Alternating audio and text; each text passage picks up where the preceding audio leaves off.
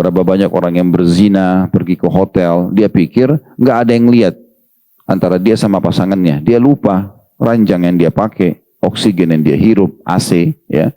Kemudian juga air yang dipakai di kamar mandi, semua makhluknya Allah. Ini akan datang menjadi saksi pada hari kiamat. Masalah Allah akan bisa mengadili dalam hadis yang sahih kata Nabi SAW, Allah akan mengadili pada hari kiamat semua pertikaian. Sampai dua domba kenapa bertanduk. Maksudnya kenapa saling menanduk satu sama yang lain. Dalam riwayat lain, domba yang bertanduk kenapa menanduk domba yang tidak bertanduk. Menghina, merendahkan seorang muslim itu dosa berat banget. Gitu. Besar sekali. Kata Nabi SAW, riba itu 73 tingkatan. Yang paling rendah seperti orang berzina dengan ibunya sendiri. Yang paling tinggi adalah merendahkan seorang muslim. Walaupun yang dibahas adalah masalah meludah di masjid atau di arah kiblat, tetapi masuk dalam semua hal yang mengotori masjid. Ini ancamannya berat. Mungkin kalau seseorang di antara kita sedang menerima tamu, lalu tamu itu jorok sekali, kotor misalnya, datang meludahi rumah atau mengotorinya misalnya dengan sepatunya saja kotor misalnya masuk dalam rumah atau hal-hal yang semisalnya, saya yakin kita tidak akan nyaman. Maka rumah Allah Subhanahu wa taala adalah bagian tanah yang termulia di muka bumi ini, itu harusnya lebih pantas untuk dimuliakan. Dan saya sudah berbagi juga pada pertemuan-pertemuan sebelumnya sebuah contoh rasional, dan saya harap ini bisa ditangkap dan difahami. Usahakan kalaupun Allah tibakan kaki kita di sebuah masjid yang mungkin di luar wilayah kita, di luar komplek kita, di luar kota kita, di luar negeri kita misalnya. Kemudian kita mampir ke sana dan kita temukan ada kekurangan di masjid itu secara fisik. Misal contoh panas, kotor misalnya kondisinya, maka berarti Allah sedang menitipkan pesan kepada kita. Ini rumah saya, rawatlah. Harusnya kita punya kepekaan dengan itu. Jangan justru kita pulang dari masjid itu kemudian menjelek-jelekan. Misalnya kita katakan tadi masjid itu panas banget, tadi masjid itu kotor banget. Bahkan dia menginformasikan ke teman-teman dan orang-orang relasi sekitarnya, dia mengatakan jangan sholat di sana, itu masjidnya kotor. Ini seakan-akan dia menghina rumah Allah Subhanahu wa taala. Harusnya dia peka. Allah menyampaikan kaki dia di situ, panas, ya sudah, kalau punya kemampuan beliin AC, beliin kipas angin misal, ya, atau karpetnya kotor, atau mungkin ada hal-hal yang rusak di kamar mandi, maka kita kesempatan memperbaikinya. Berapa banyak pahala yang Bapak Ibu bisa dapatkan hanya dengan memperbaiki satu keran yang rusak. Jangan selalu dibiarkan. Saya berapa kali masuk di beberapa masjid di beberapa wilayah di Jakarta ini, begitu masuk mau wudu, kerannya rusak dan tidak ada yang peduli. Ya udah, jemaah cuma tinggalin saja, pergi uduk di tempat yang tidak rusak. Harusnya kan muncul kepeduliannya, dia tahu itu rumah Allah, ini adalah kesempatan dia dapat pahala. Kenapa nggak panggil, tanya marbot masjid. Saya pernah masuk di satu masjid besar, rusak gitu tempat uduknya. Saya langsung dipanggil, kenalan sama Pak. Saya panggil Pak masing-masing, saya kenalan dengan marbot masjid. Kemudian saya tanya, Pak ini sejak kapan rusak? Oh sudah 2 hari, dia bilang gitu. Baik, berapa biayanya ganti keran? Sekian, dia bilang. Saya langsung kasih uang. Ini Pak, silakan tolong diperbaiki. Alhamdulillah, itu sholat duhur, sholat asar sudah selesai. Anggaplah keran itu Bapak Ibu sekalian berfungsi sebulan aja. Sebulan itu orang wudu 5 kali sehari misalnya. Berapa banyak pahala sholat yang kita dapatkan? Daripada kita menghindar malah dari keran yang rusak tadi. Misal contoh, atau kita jelek-jelekin masjid tersebut. Karena ini termasuk ya dalam hal yang tidak terpuji. Kalau orang hanya tahu menyalahkan dan menjelek-jelekan saja. Ini bukan cuma masjid ya. Kalau Anda bertemu dengan saudara muslim, rumahnya berantakan, diahnya sendiri tidak tahu merawat dirinya, maka jangan dibiarkan. Jangan cuma sekedar menghindar. Selama kita masih bisa memberikan masukan, hal positif, kita berikan masukan. Saya punya jalan satu mobil dengan beberapa orang-orang yang sebaya dengan saya waktu itu. Begitu masuk mobil, mohon maaf saya cium bau badannya nggak enak sekali di mobil tersebut. Lalu saya mulai berpikir, kira-kira seperti apa ini memberikan masukan kepada orang ini supaya tidak tersinggung. Sambil jalan, saya sambil berdoa minta sama Allah petunjuk. Subhanallah, hati saya terfikir melihat lewat sebuah minimarket. Saya bilang sama driver supirnya, tolong mampir sebentar Pak, ada hajat saya. Saya belilah beberapa snack kebutuhan buat di mobil, rame-rame. Kemudian saya juga kebetulan pakai roll-on, ya, untuk ketiak saya beli. Dan beberapa kebutuhan bersih-bersih di situ. Lalu kemudian saya bawa ke mobil dan saya bagikan untuk semua, termasuk teman ini. Subhanallah, semenjak itu sampai sekarang kalau saya ketemu nggak pernah saya temukan ada bau badannya. Tetapi kita tidak membiarkan. Kalau kita membiarkannya, malah kita menghindar, apalagi menjelek-jelekan, ini malah khawatir masuk dalam dosa. Ya.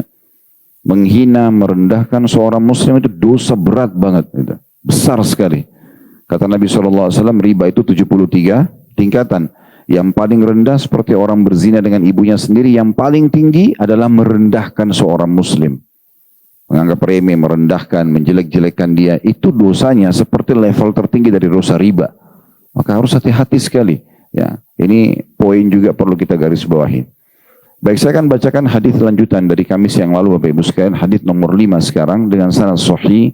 Larangan tentang meludah dan mengotori masjid tentunya dan mengiklankan barang-barang hilang. Di hadis nomor 5 ini disebutkan oleh Al-Mundhiri dengan sanad sahih dan ini urutan 284 dari awal kita belajar. Hadis ini berbunyi dari Hudzaifah radhiyallahu anhu, dia berkata, Rasulullah sallallahu alaihi wasallam bersabda, "Man tafala tujahal qibla jaa yaumal qiyamati wa tafluhu baina ainaihi." Barang siapa yang meludah di arah kiblat, maka dia akan datang pada hari kiamat sementara ludahnya akan diletakkan dan ada di antara kedua matanya. Diriwayatkan oleh Abu Daud, Ibnu Khuzaimah dan juga Ibnu Hibban dalam sahih mereka berdua. Di sini disebutkan juga kosakata masalah tafalah dengan ta, yakni basaqa. Ya, dan ini yang dimaksud adalah meludah. Baik itu meludah kecil ataupun meludah besar. Ini sama saja maknanya. Tentu hadis ini kembali kita ingatkan pada Kamis yang lalu juga sempat kita sebutkan beberapa riwayat. Larangan meludah ini sebenarnya lebih kepada dua hal. Mengotori masjid, menghina masjid, ya. Terus keluarkan riaknya, mengeluarkan ingusnya. Ya, misalnya dia harus keluarkan riaknya, mengeluarkan ingusnya. Ya. Tapi dia mengeluarkan ke arah kiblat. Cuman ada hadis yang membolehkan kalau kita sakit, bukan niat poin pertama, bukan niat menghina, mengotori masjid, tapi betul-betul kena sakit, flu berat, lagi ada riak, ada ingus, maka bisa dibuang ke arah sebelah kirinya. Buang ke arah sebelah kiri dan sudah kita bacakan beberapa hadis pada pertemuan yang lalu, itu dicontohkan oleh Nabi SAW, kalau tidak bawa sapu tangan atau tisu, dibuang ke baju kita sendiri. Kemudian Nabi SAW praktikkan untuk dikucek, lalu kemudian dikucekkan maksudnya supaya dia tidak nyebar kemana-mana di baju kita. Nanti kalau sudah pulang baru kita cuci baju tersebut. Ya. Ini dibolehkan. Dan disebutkan kalau kita meludah ke arah kiblat itu ada Allah Azza wa Jalla kalau kita sedang sholat. Dan di sebelah kanan ada malaikat. Ini sudah kita jelaskan pada pertemuan yang lalu. Dari hadis ini, Bapak Ibu sekalian kita ambil pelajaran mirip dengan hadis-hadis sebelumnya. Yang pertama adanya larangan meludah, ya, terutama ke arah kiblat. Kemudian yang kedua adanya ancaman yaitu Allah akan datangkan kotoran dia itu yang akan diletakkan di antara kedua mata. Ini bisa bermakna penghinaan buat dia, bisa juga bermakna adalah akibat dari perbuatan sebagai hukumannya. Kemudian kita masuk hadis nomor 6 dengan sanad sahih urutan 285 dari awal belajar berbunyi dari Ibnu Umar radhiyallahu anhu, dia berkata, Rasulullah SAW bersabda, yub'atsu sahibun nukhamati fil kiblati yaumal qiyamah wa hiya fi wajhihi. Pada hari kiamat nanti orang yang meludah ke arah kiblat akan dibangkitkan sementara ludahnya di depan wajahnya atau ada pada wajahnya. Diriwayatkan oleh Al-Bazzar, Ibnu Khuzaimah dalam sahihnya, dan ini lafaz Ibnu Khuzaimah dan Ibnu Hibban juga menyebutkan dalam sahihnya. Riwayat ini mirip dengan riwayat nomor 5, cuma kita tambahkan faedah bahwasanya Allah Subhanahu wa taala menciptakan segala sesuatunya dan apapun yang ada di muka bumi ini walaupun sudah hancur di depan mata kita, misal tulang belulang tubuh manusia yang sudah hancur misalnya, apa sajalah, ya, semua itu nanti tetap akan bisa dibangkitkan oleh Allah Subhanahu wa taala pada hari kiamat karena Allah ala kulli syai'in qadir. Allah mampu mengerjakan apa saja gitu ya. Makanya seorang tokoh Quraisy pernah datang membawa tulang unta yang sudah lama mati, kemudian dihancurkan sama dia sampai menjadi seperti debu, lalu dia membawa ke hadapan Nabi SAW, seraya melempar dan menghina Nabi SAW, mengatakan, Man yuhil idhama wa hiya ramim. Siapa yang akan bisa menghidupkan tulang yang sudah jadi pasir seperti ini? Maka pada saat itu Jibril turun membawa firman Allah Subhanahu wa taala, Qul yuhyiha alladhi ansha'a awwala marratin wa huwa bikulli syai'in qadir, ya. Katakanlah bahwasanya yang akan menyatukan kembali tulang-tulang yang sudah hancur itu adalah yang menghidupkannya pertama kali. Maksudnya Allah Subhanahu wa taala. Juga ada hadis yang menyebutkan tentang masalah Allah akan mengadili. Dalam hadis yang sahih kata Nabi SAW, Allah akan mengadili pada hari kiamat semua pertikaian sampai dua domba kenapa bertanduk. Maksudnya kenapa saling menanduk satu sama yang lain. Dalam riwayat lain, domba yang bertanduk kenapa menanduk domba yang tidak bertanduk. Walaupun nanti hewan-hewan ini tidak hidup, tidak perlu mereka masuk surga atau neraka. Ya, ada pendapat ulama yang mengatakan nanti Allah binasakan lagi setelah dibangkitkan. Tapi Allah bangkitkan untuk dihisap pada hari kiamat. Oleh karena itu juga setiap orang di antara kita harus hati-hati sekali. Dia harus tahu apapun yang dia kerjakan, atau yang ingin dia kerjakan, itu harus dia faham ini selamat dari hisap hari kiamat. Jangan sampai ada hubungannya dengan orang, gitu ya. Sembarangan ya, kita melanggar sesuatu yang akhirnya membuat ya, kita ada hisab hari kiamat. Jangan pernah menuju ke akhirat membawa dua hal, dosa dan musuh-musuh. Ya, dosa dan musuh-musuh. Berapa banyak orang tidak peduli ya, dengan hal-hal yang berhubungan dengan manusia. Akhirnya manusia itu membawa permasalahannya di depan mahkamah Allah hari kiamat, dan ini masalah buat dia. Oleh karena itu kita harus hati-hati sekali, dan ini juga bisa diambil dari pelajaran ini.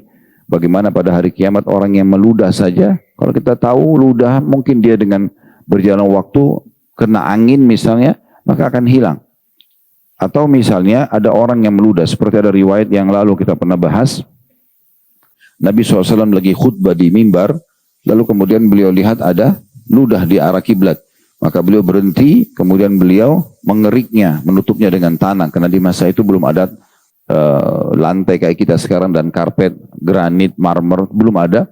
Jadi tanah dulu, orang-orang sholat begitu. Maka Nabi SAW mengambil tanah dan mengerik, lalu menutup ludah tersebut.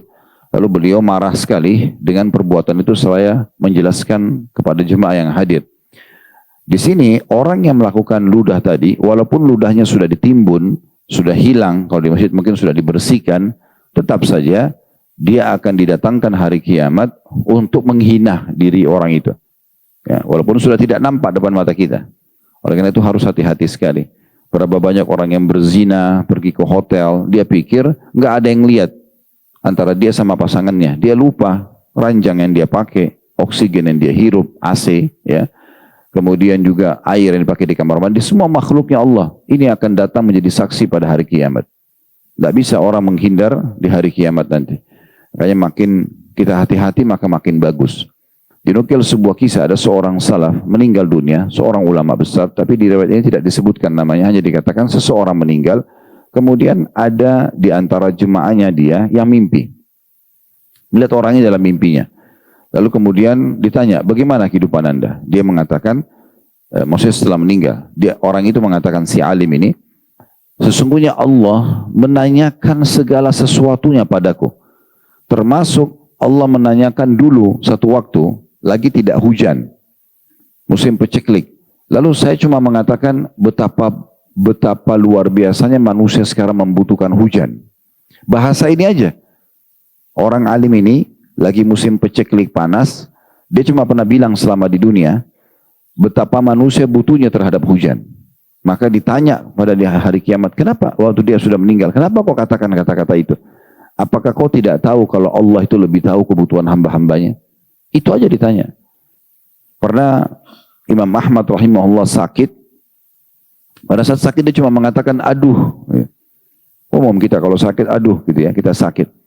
Maka ada satu ulama besar, sahabat dekat Imam Ahmad dan ulama di masa itu, namanya Zakwan Ibn Kaisan, julukannya Taus rahimahullah. Beliau mengatakan, wahai Ahmad, sesungguhnya ucapan aduhmu pun akan ditanya oleh Allah. Semenjak itu Imam Ahmad mengatakan, saya tidak pernah lagi mengeluh aduh. Ya udah sakit berobat aja. Khawatirnya nanti seakan-akan kita mengeluh apa yang sedang Allah ujikan kepada kita. Padahal seorang mukmin harus berimbang antara bagaimana dia syukuri nikmat dan dia bersabar atas ujian. Seperti Bapak Ibu suka kalau lagi ada makanan, ada minuman, kita bersyukur. Maka kalau lagi tidak ada makanan, minuman, kita bersabar. Jangan kita menghina ataupun menyalahkan Allah SWT. Karena Allah maha melihat, Allah maha tahu, Allah sedang uji kita. Bagaimana kita melalui dengan kesabaran sambil kita ikhtiar. Nah, hal-hal yang seperti ini harus peka kita fahami Bapak Ibu sekalian. Ya. Jadi mulai hari ini tujuan-tujuan taklim seperti ini, setelah kita dengarkan, mulai hari ini kita perbaiki ke depan. Semua taklim yang Bapak Ibu hadiri, kalau ada sampai pesan di saat itu, seperti pagi ini sampai kepada kita pesan-pesan seperti ini, maka kita jadikan pegangan hari ini ke depan. Yang lalu-lalu sudah selesai. Tapi kita usahakan tidak lagi membuka pintu-pintu yang bisa mendatangkan hisab pada hari kiamat. Ya. Makanya orang mukmin itu seperti lebah dalam hadis. Ya. Kalau dia makan, dia hanya makan yang baik saja. Lebah itu hanya ambil saripati bunga. Kecuali mungkin ada orang-orang yang curang sekarang. Mereka berikan makanan lebahnya itu gula pasir. Misalnya hanya untuk menjual madu yang murah, itu tidak kita bahas. Tapi kalau orang yang umumnya lebah itu, pasti dia akan mengambil dari saripati bunga. Yang paling bagus gitu ya. Makin wangi, maka makin diambil oleh lebah-lebah yang diutus oleh kalangan lebah-lebah itu. Dan saya pernah lihat cuplikan ilmiahnya seperti itu. Yang jelas, lebah-lebah ini diberikan perumpamaan oleh Nabi SAW seperti orang mukmin. Kalau dia makan, dia cuma makan yang baik, halal. Orang mukmin tidak berani makan sembarangan, tidak berani minum sembarangan. Halal baru, kalau enggak. Atau haknya dia dan bukan hak orang lain. Tidak berani dia sentuh satu butir beras yang bukan haknya. Gitu kan? Dan kata Nabi SAW, kalau dia memberi, dia hanya memberi yang terbaik. Lebah memberikan kepada manusia madu. Dan Allah SWT telah menurunkan ayat-ayat Al-Quran dan menamakan memang surah nomor 16, surah An-Nahl, lebah. Dan di situ disebutkan, dari perut lebah-lebah itu, ya keluarlah obat atau makanan yang bisa menjadi obat untuk manusia. Dan kalau dia hinggap di sebuah tempat, dia tidak akan merusaknya. Lebah kalau buat sarang, dia tidak merusak. Tapi kalau dia diganggu, maka sengatannya akan mematikan. Jadi memang lebah-lebah ini digambarkan orang beriman. Mereka tidak akan punya masalah sama orang lain. Bahkan saya pernah berbagi banyak di kajian-kajian kami, tidak usah sok jagoan. Ada yang ajak berantem, tinggalin aja. Ya. Saya lihat sekarang ini orang luar biasa sukanya berantem, apalagi di media. Gitu ya. Jadi sibuk dengan balas-balasan ini, serang-serangan, yang tidak ada manfaatnya. Tapi kalau Anda sedang membela sesuatu yang hak, yang benar, yang nanti di hari kiamat justru Anda menang di hadapan Allah karena membela, misalnya ada orang menghina Allah, menghina Rasulullah SAW, menghina Al-Quran, menghina syiar-syiar Islam, itu berbeda. Atau menghina ulama-ulama kaum muslimin, misalnya menghina para sahabat Nabi, seperti sekarang kelompok-kelompok Syiah, banyak mengkafirkan istri-istri Nabi, sahabat-sahabat Nabi, bahkan semuanya merasa kafir kecuali 3 atau 5 orang saja. Ini memang kita harus membelahnya. Kalau untuk itu tidak ada masalah. Tapi kalau hanya omong kosong, berdebat yang tidak ada manfaatnya, maka ini semua akan ditanya oleh Allah Subhanahu wa taala pada hari kiamat. Oleh karena itu harus hati-hati sekali. Urwah bin Zubair, Bapak Ibu sekalian, seorang tabi'in yang sangat masyhur dengan ilmunya, bahkan masuk dalam 10 besar ulama di masa tabi'in. Ayahnya Zubair bin Awam radhiyallahu anhu, sahabat Nabi yang dijamin masuk surga. Satu waktu lagi jalan di Irak, di kota dia, di salah satu kota Irak, ada satu anak muda sedang mencaci maki Hajjaj. Hajjaj bin Yusuf ini zalim, pembunuh pada saat itu, kejam sekali. Dia nggak pandang bulu, mau ulama, mau bukan ulama, semua dibunuh yang tidak sefaham dengan dia. Maka anak muda ini sibuk mencaci maki Hajjaj di pinggir jalan. Ya. Zubair bin Awam, Urwah bin Zubair lewat, lalu memegang tangan anak muda tersebut, mengatakan, "Mah ya bna akhi." Artinya, diamlah wahai anak saudaraku. Nah, orang-orang Arab itu biasa kalau mau memuliakan orang yang dia tidak kenal, dia mengatakan anak saudaraku. Maksudnya, kamu dan ayahmu saudaraku dalam Islam. Diamlah wahai anak saudaraku. Sesungguhnya, orang yang sedang kamu jelekin ini, Hajjaj, dan kamu berdua sedang berjalan menuju mahkamah Allah. Kalian berdua akan menuju ke akhirat, dua-dua akan mati. Dan ketahuilah, di saat nanti sedang menunggu waktu hisabmu, akan ditimbang amalanmu, di saat itu kamu akan melihat dosa terkecilmu itu lebih berat daripada dosa besarnya Hajjaj yang belum ditimbang. Misal contoh, ada orang kita benci nih, lalu kita caci maki dia tiap hari, atau kita gibah, cari masalah, kita pokoknya sibuk-sibuk cari aibnya orang gitu ya, contoh. Mungkin dia jelek, mungkin memang dia jahat. Tapi kalau kita ditimbang di hari kiamat nanti, mau ditimbang amal, pada saat lagi antri, misal kita dihisab lebih dulu oleh Allah sementara dia nunggu, maka kata Urwah, nanti di saat itu kau akan melihat dosa terkecilmu, itu lebih berat daripada dosa terbesarnya dia, karena kau akan dihisab oleh Allah. Kemudian Urwah menutup nasihatnya mengatakan, dan ketahuilah sesungguhnya Allah akan memberikan hak orang-orang yang dizalimi oleh Hajjaj. Orang jahat ini nanti, siapa yang dia zalimi akan dikasih haknya hari kiamat oleh Allah. Tetapi jangan lupa, Allah juga akan memberikan haknya Hajjaj dari orang-orang yang menzaliminya. Maksudnya, dia pun jahat, tapi karena kau jelek-jelekin dia, kau ghibah dia, ya, maka kamu pun nanti akan diambil pahalamu diberikan kepada Hajjaj, walaupun dia zalim. Gitu ya. Oleh karena itu, mulai sekarang jangan sibukkan dirimu dengan aib dan mencaci maki orang lain. Jadi intinya sebenarnya dari contoh-contoh yang sudah kita sampaikan tadi ini, hati-hati karena kita punya kehidupan hari kiamat dan rukun iman kita yang kelima, iman kepada hari kiamat ini wajib, rukun, ya, nggak ada pilihan gitu. Kita yakin satu paket mengalami kematian, kemudian hidup di alam barzah di kuburan, entah berapa lama kuasa Allah, kemudian dibangkitkan hari kiamat ditimbang amal baik amal buruknya. Kalau amal baik lebih berat dia masuk surga, kalau lebih ringan dosanya lebih banyak. Lebih ringan amal baiknya, maka dia akan masuk ke dalam neraka. Lalu ada surga dan neraka. Ini nggak bisa kita pungkiri. Ini rukun iman, sebagaimana kita iman kepada Allah, iman kepada malaikat, kitab-kitab, rasul-rasul, dan juga masalah hari kiamat ini. Nah, ini tambahan faedah di hadis nomor 6. Ya, karena diambil dari potongan orang yang meludah di dunia, walaupun tadi saya bilang sudah ditimbun, ya sudah dilap oleh orang lain, bukan dia. Kalau dia sendiri sudah mengelapnya, dia sudah taubat kepada Allah, maka sudah lepas. Tapi kalau tidak dilakukan sama dia, walaupun sudah hilang jejak pelanggarannya, tetap saja akan ditanya oleh Allah Subhanahu Wa Taala pada hari kiamat. Oleh karena itu introspeksi diri masing-masing. Kira-kira dalam hidup kita ini masih ada haknya orang lain nggak? Kalau ada, segera kita taubat kepada Allah, kembalikan haknya. Ya. Ada hak-hak Allah yang belum kita tunaikan, tunaikan sekarang, sebagaimana kita sampaikan tadi di awal kajian kita.